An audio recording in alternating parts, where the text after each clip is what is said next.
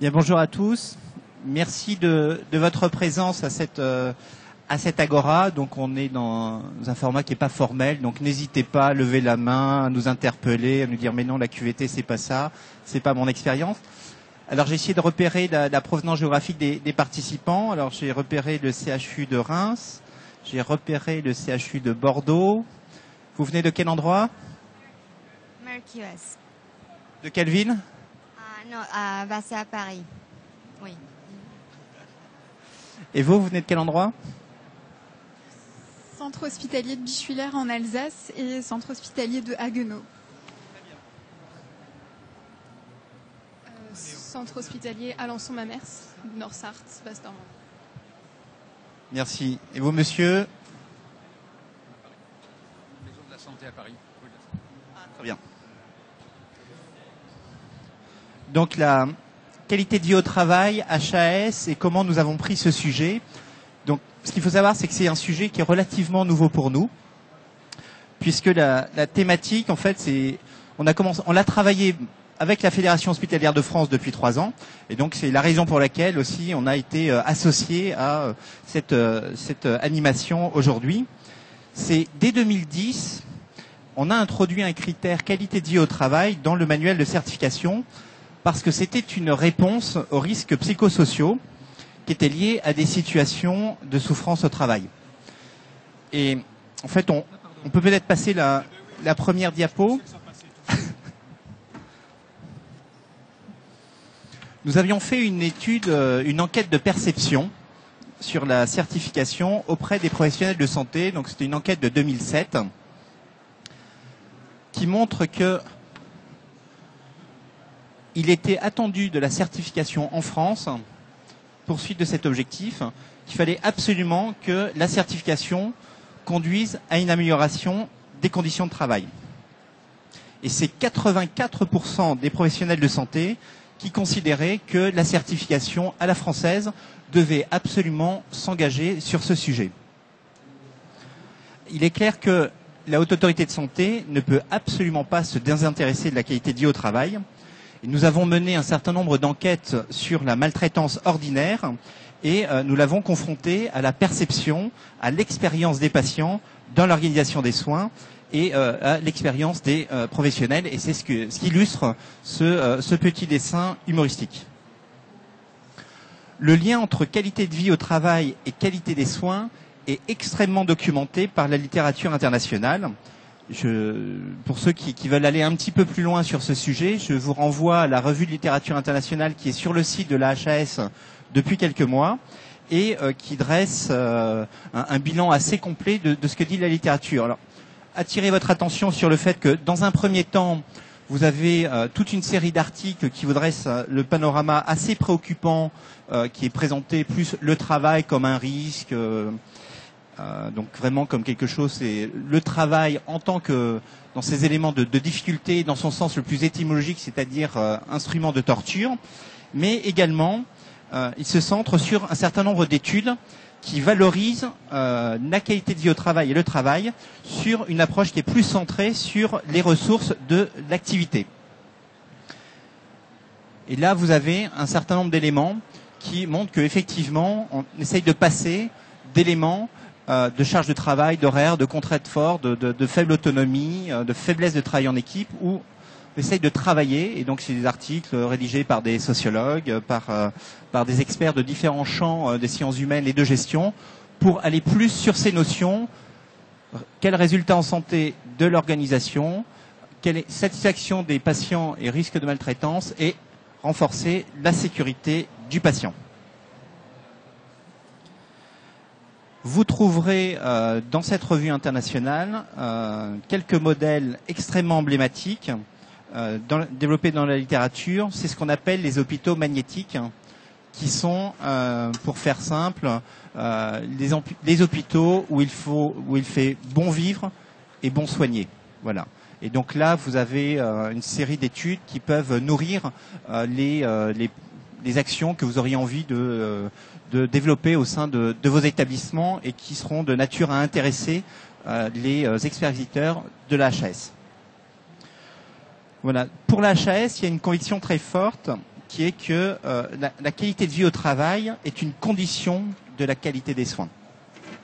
Et nous avons sur ce sujet, donc qui est pour nous un thème d'impulsion, un travail en commun avec l'Agence nationale d'amélioration des conditions de travail, l'ANACT, qui a été engagée il y a maintenant 6 ans. Et nous avons une pratique d'expérimentation.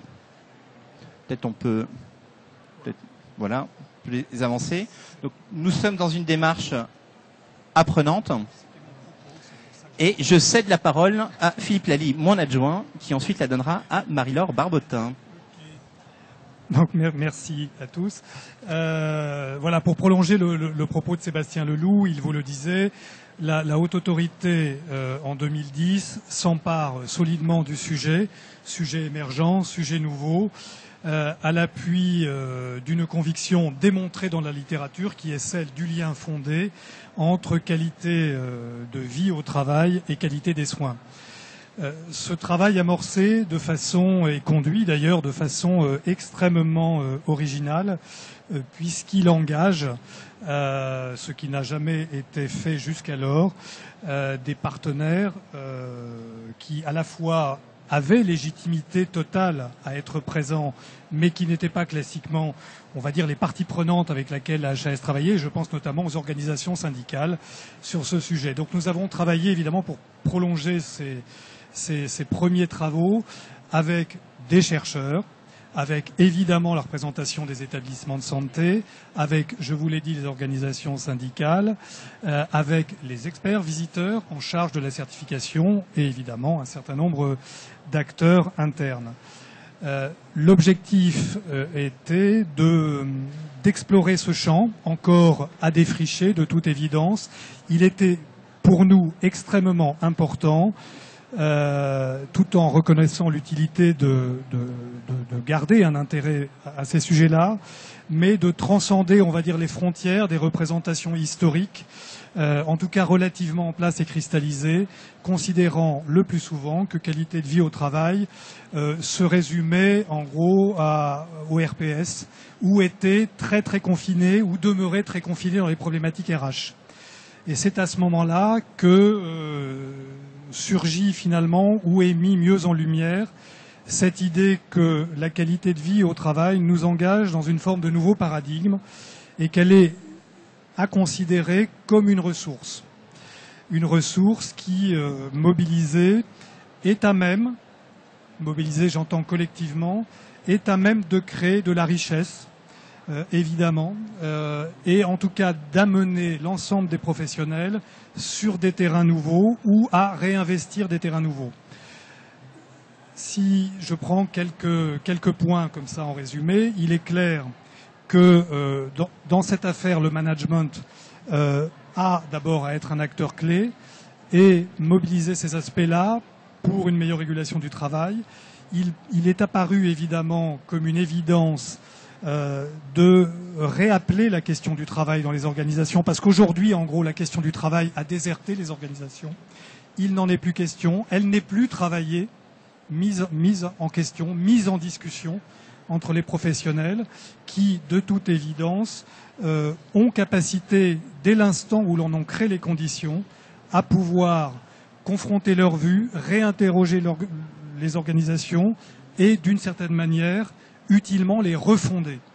Et en général, quand ils sont acteurs de ces refondations, on peut prétendre et on peut sans doute démontrer qu'il y a un gain d'efficience, un gain dont je dirai quelques mots tout à l'heure, mais qui couvre, on va dire, bien des champs. Oui, je veux bien que tu avances. Je vais accélérer pour laisser la place, évidemment, à Marie-Laure. Très vite, sur la façon dont la HAS non seulement a travaillé le sujet, mais d'abord le travail toujours, elle l'a intégré à ses dispositifs, 2 axes principaux. Celui de la certification. Sébastien Leloup l'a dit, c'est un critère du manuel.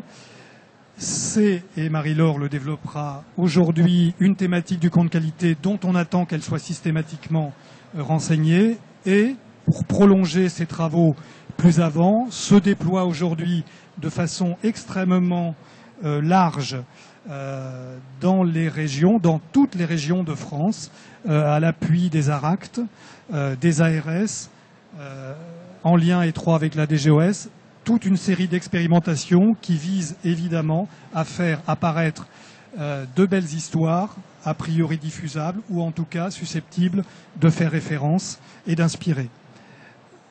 Suivante, je veux bien. Donc je l'ai dit très vite, c'est une thématique d'impulsion, c'est un sujet neuf, Sébastien Leloup l'a dit, c'est une thématique monocritère référée à la thématique plus globale management stratégique. C'est une thématique obligatoire du compte qualité et, ça c'est important, nous n'avons pas souhaité dans un premier temps qu'elle soit systématiquement inscrite au programme de toutes les visites. Donc, pas obligatoire en visite, obligatoire dans le cadre du compte qualité. Lorsqu'elle est investiguée, elle ne l'est pas par n'importe quel expert visiteur. C'est un sujet nouveau, on vous a dit que c'est un sujet sensible, c'est un sujet qui ne se manie pas comme ça, sans une certaine aisance et sans une certaine acculturation à ces problématiques. Donc ces investigations sont menées par des experts visiteurs choisis. Quand on aborde ce sujet avec les établissements, évidemment, c'est sur l'ensemble du spectre, c'est évidemment avec la gouvernance, mais c'est évidemment, très largement, avec les professionnels de terrain et avec les partenaires sociaux. Quand elle est au programme de la visite, quand nous l'avons investiguée, elle ne peut pas, jamais, donner lieu à une décision péjorative au-delà d'une recommandation d'amélioration, soyons clairs, sauf évidemment cas d'espèce, sauf exception, une situation extraordinairement problématique qui mériterait alors que l'on déroge à ce principe. Je ne m'étends pas là-dessus, on a juste affiché simplement pour vous faire toucher du doigt ce que vous savez bien évidemment, c'est que la QVT c'est évidemment multicomposante et que l'art de travailler ce sujet c'est évidemment de mettre en résonance, de lier l'ensemble de ces dimensions. Et voilà, se résume l'objectif. Quand nous l'inscrivons à notre programme, c'est ça qu'on recherche. C'est toujours avec l'idée d'accompagner un mouvement naissant, d'aller regarder comment l'établissement a construit ou entend construire ce cadre cohérent au sein duquel vont venir se loger toutes les initiatives qui vont viser à terme à concilier et le bien-être des salariés, la qualité des soins, bien évidemment, et de toute évidence, une recherche plus avancée d'efficience.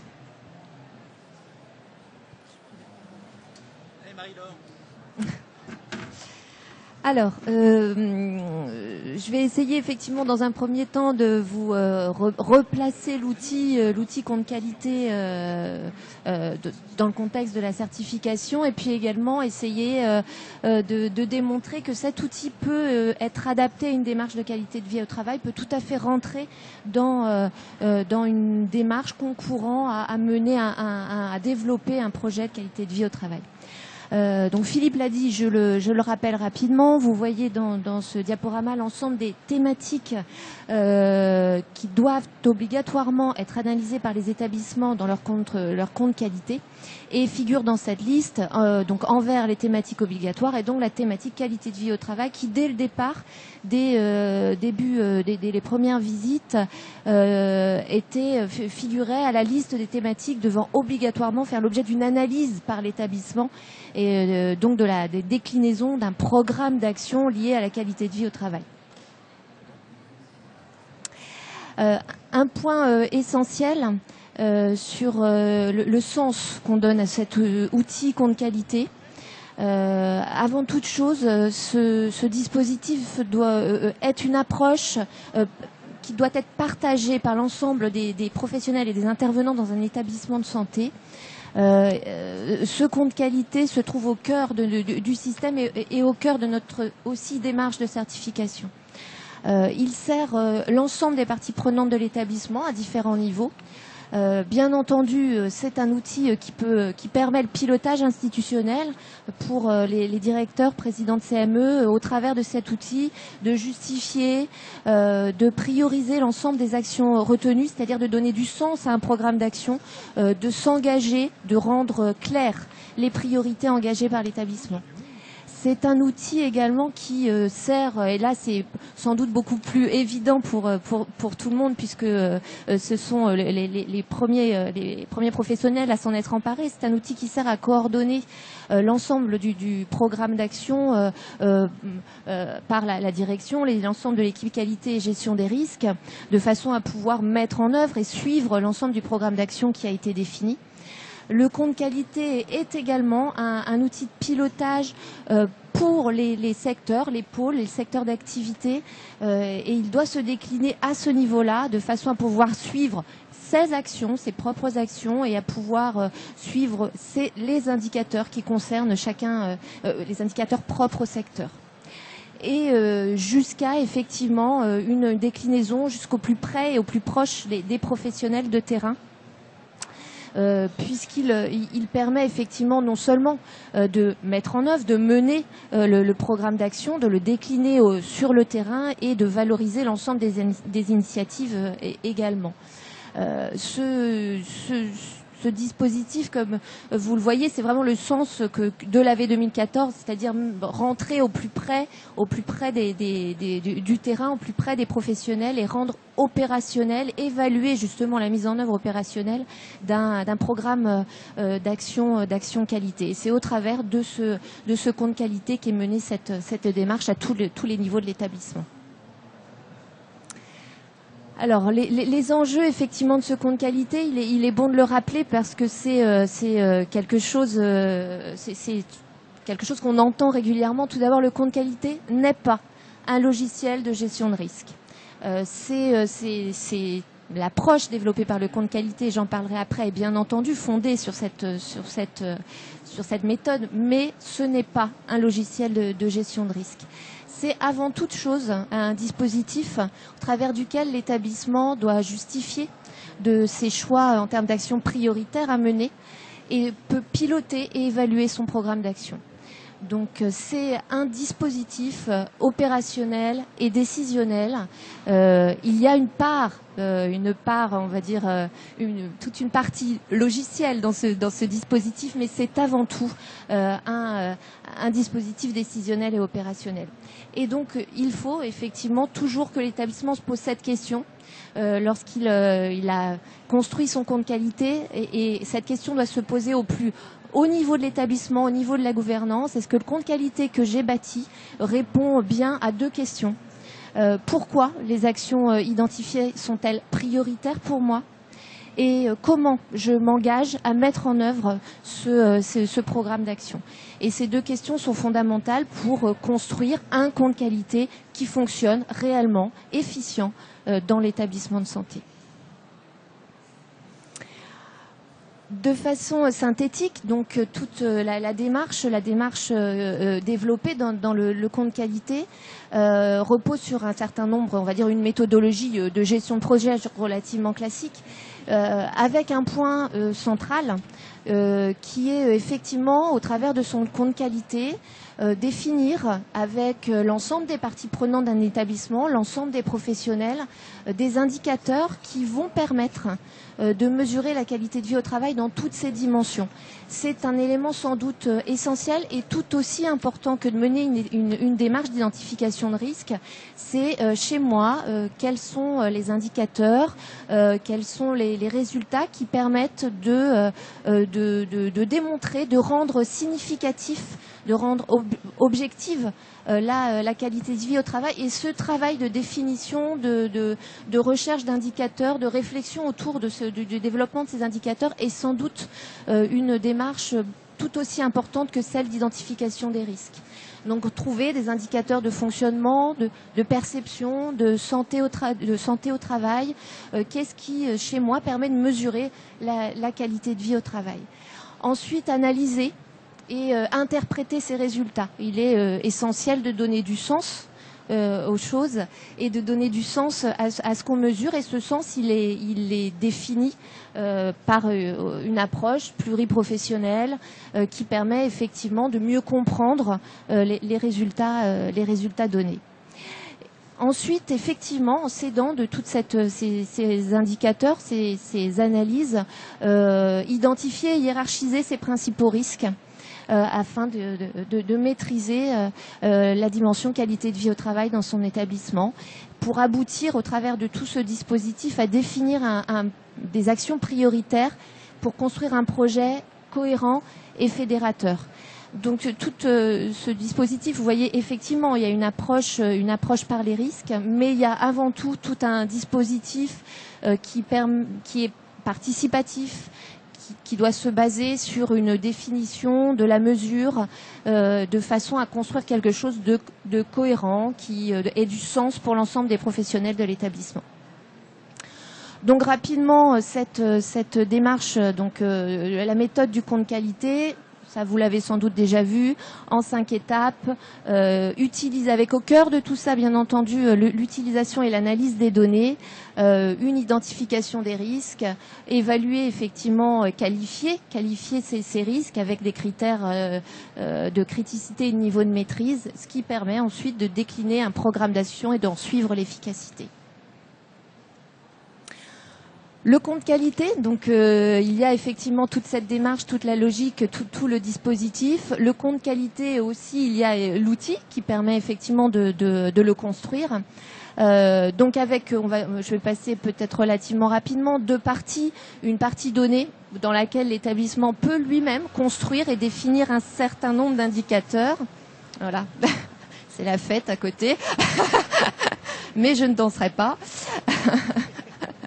Donc un certain nombre d'indicateurs qu'il peut lui décrire et puis suivre en continu sur chacune des thématiques, donc sur la partie qualité de vie au travail. Et je vous montrerai au travers de quelques exemples réels de compte qualité comment les établissements se saisissent de cette partie du compte qualité.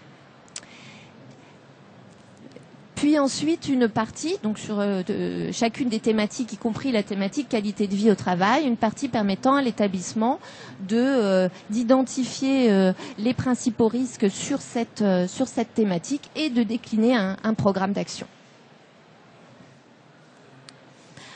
Un élément également important de l'outil, il y a un espace qui permet à l'établissement d'analyser les résultats de ces indicateurs ou de ces résultats d'évaluation, pour être plus générique, et de donner du sens aux résultats, c'est-à-dire qu'il y a bien entendu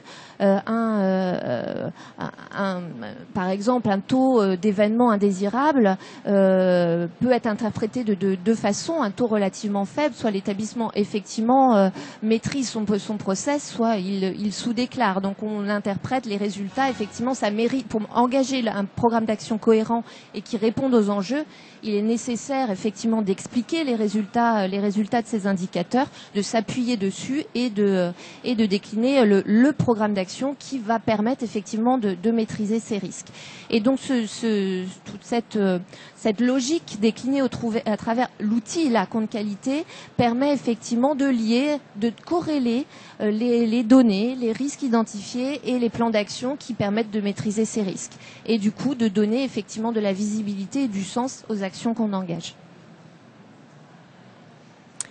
Donc une illustration au travers d'un cas concret d'analyse de la thématique qualité de vie au travail. Donc c'est un...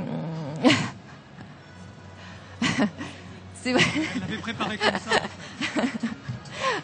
Oui, c'est vrai, ceci dit, c'est la QVT. C'est un... Alors, parce que je ne vois pas clair, donc je vais prendre ça. C'est vrai. Merci, monsieur. Donc c'est en fait un compte qualité, un vrai compte qualité, des vraies informations j'ai réuni au travers d'un compte qualité plusieurs comptes qualité d'un établissement. C'est pas celui d'un seul établissement.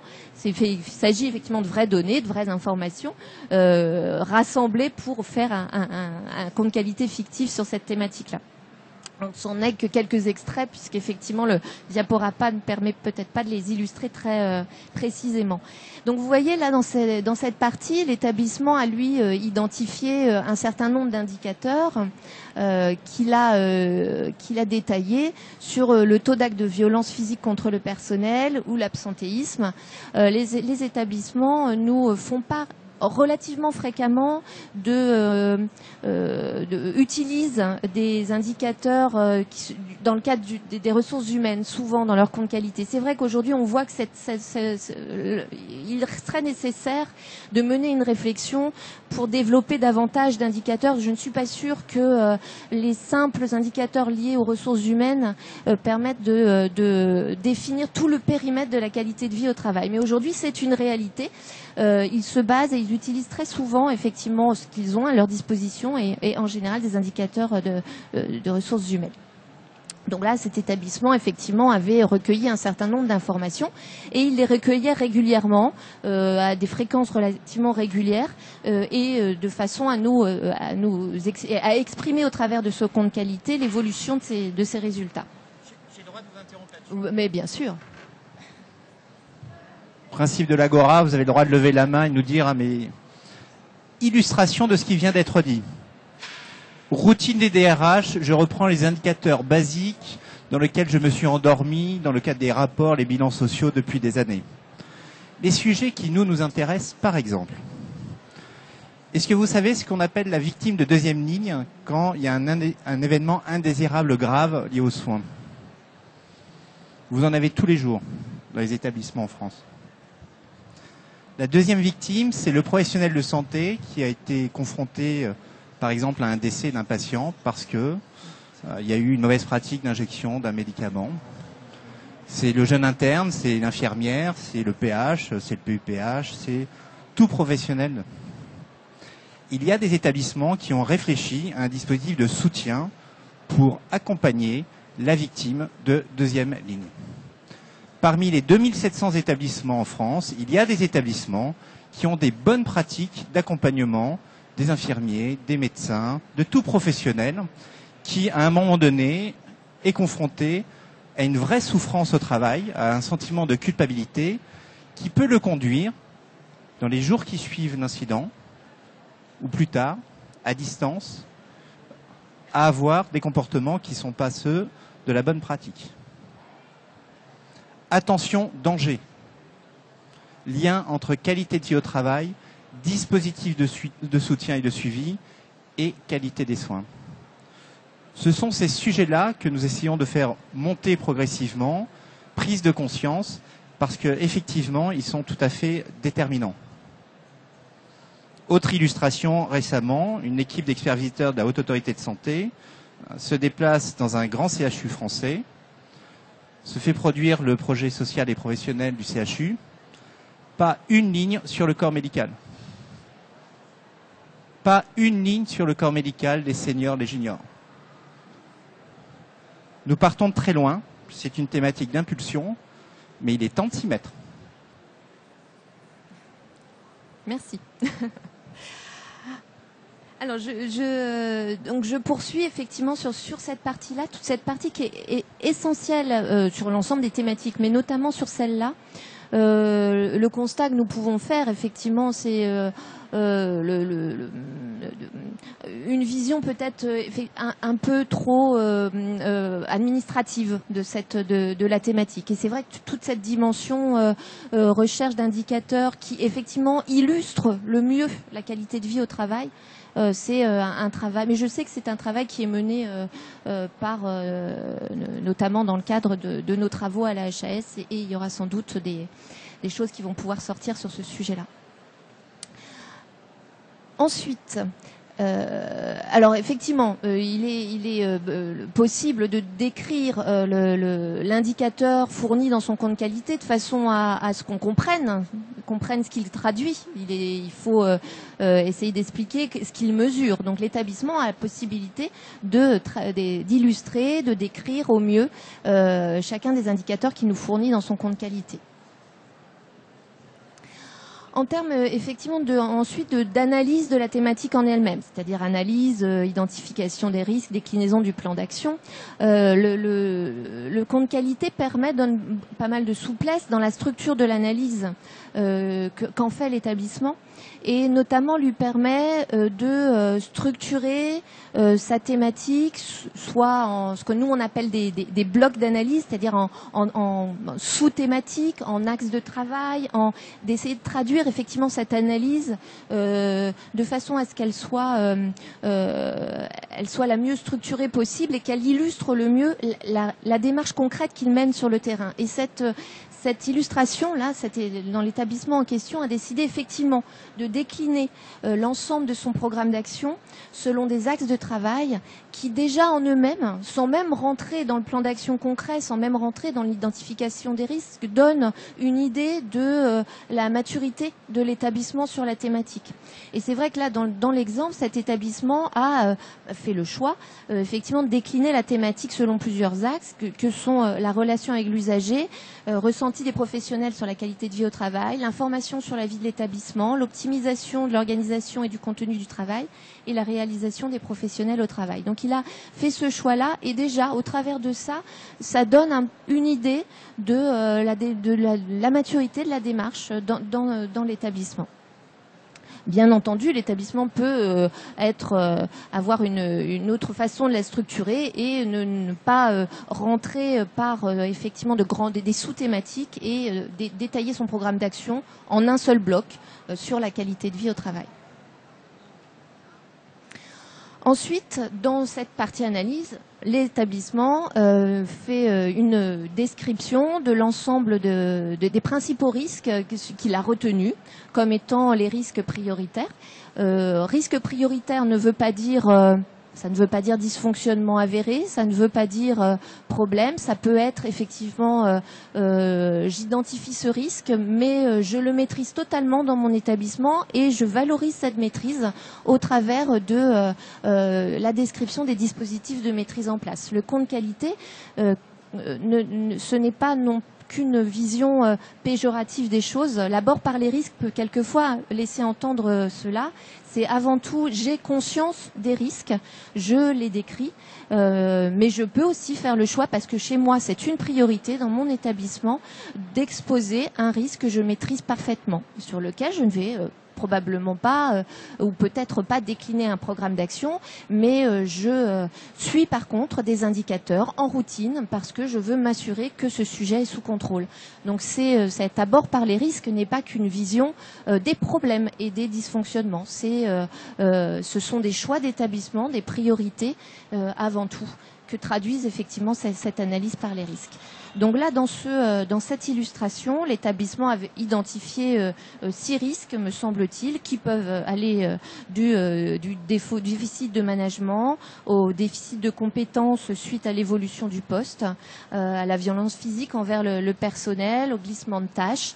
Donc voilà, il a décliné un certain nombre de risques. Il les a qualifié en termes de criticité et de niveau de maîtrise, et il a décrit dans la partie dispositif de maîtrise tout ce qu'il met en place pour maîtriser les risques identifiés.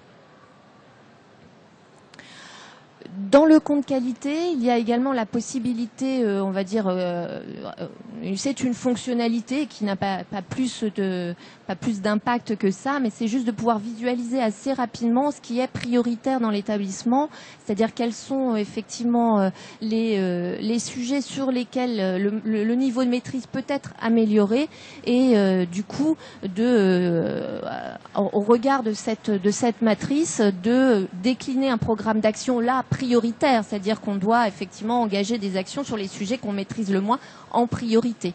Donc c'est juste une illustration graphique de l'évaluation des risques réalisés par l'établissement.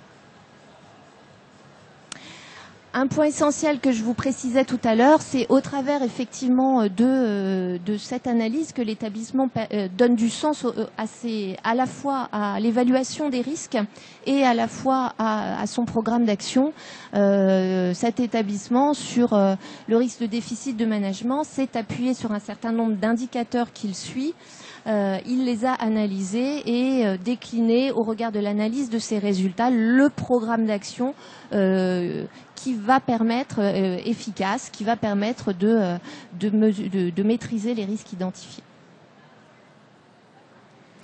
Et ensuite, effectivement, un programme d'action d'amélioration au regard des principaux risques identifiés avec l'ensemble des actions menées. Un programme d'action, c'est toujours quelque chose de difficile à faire, à construire, entre un programme d'action très très macro, avec des échéances relativement longues où les professionnels se perdent un peu, et un programme d'action hyper précis où là on s'épuise parce que on a tellement de choses à faire que donc essayer de trouver ce bon équilibre entre entre le programme beaucoup trop pas assez précis et ou alors la micro-action, essayer de trouver ce bon équilibre pour que justement le programme devienne le plus opérationnel possible et puisse répondre à l'ensemble des enjeux que l'établissement sur lesquels l'établissement s'est engagé sur chacune des thématiques, dont la qualité de vie au travail.